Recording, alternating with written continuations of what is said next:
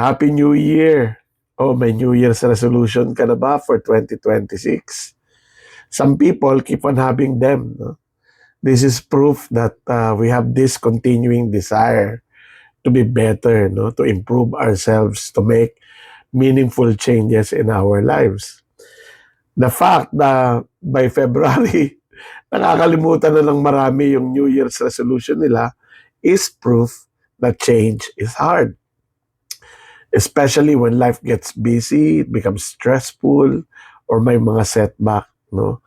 Doon na lumalabas yung default settings natin, yung automatic patterns natin, our old habits. Kaya nga, after many failed New Year's resolutions, may mga tao na nag-give up na in having them.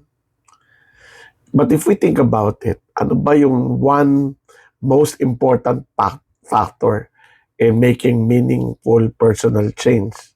One big factor stands out. It's mindset. It's not talent, it's not intelligence, it's not education. It's mindset.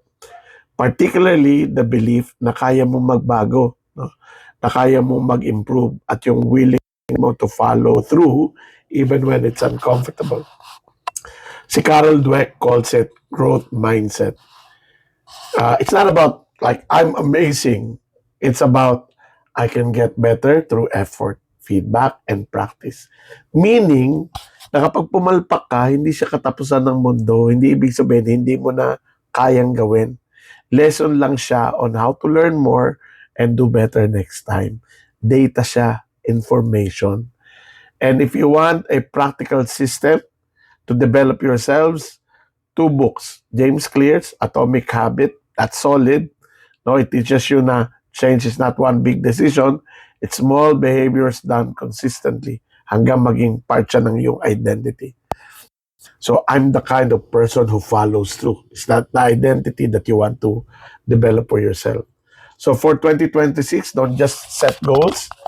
Build a learning habit. Read Mindset by Dweck. Read Atomic Habits by Clear.